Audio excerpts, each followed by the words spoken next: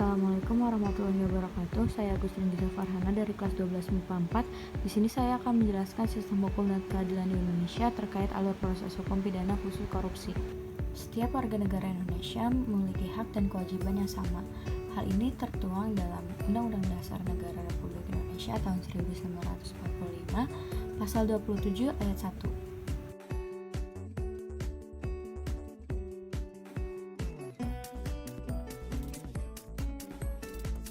Warga negara Indonesia juga dituntut untuk menegakkan supremasi hukum yang diperankan oleh kejaksaan.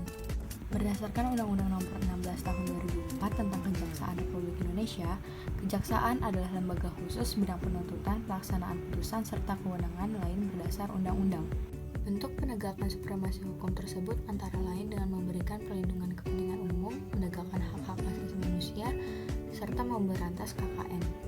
Kita harus mengenal hukum agar mengetahui hak dan kewajiban kita sehingga terhindar dari pelanggaran hukum. Korupsi adalah salah satu gambaran belum tercapainya supremasi hukum di Indonesia. Berikut alur proses tindak pidana korupsi. Pertama, ada warga negara yang melapor kasus korupsi kepada jaksa penyidik, kemudian jaksa melakukan laporan tindakan korupsi, selanjutnya kejaksaan mulai melakukan penyidikan laporan tindakan korupsi. Kemudian jaksa melakukan pemeriksaan saksi-saksi, kejaksaan menetapkan tersangka dan memeriksanya, kemudian kejaksaan mengumpulkan bukti-bukti, selanjutnya jaksa penyidik membuat BAP berdasarkan bukti. Kemudian BAP diserahkan kepada jaksa penuntut umum untuk dipelajari.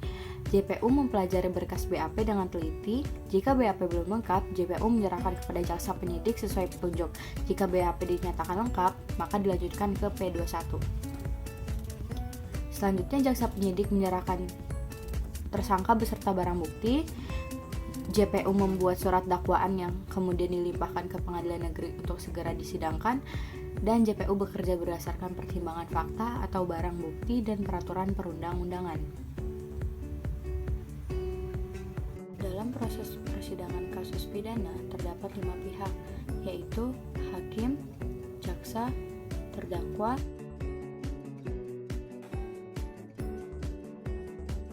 pengacara, dan juga saksi-saksi. Kemudian saya akan menjelaskan apa itu jaksa penuntut umum. Penuntut umum adalah jaksa yang diberi wewenang oleh undang-undang untuk melakukan penuntutan dan putusan hakim, sehingga hakim membuat putusan tentang perkara. Jaksa merupakan eksekutor dalam pelaksanaan putusan hakim. Sekian dari saya. Wassalamualaikum warahmatullahi wabarakatuh.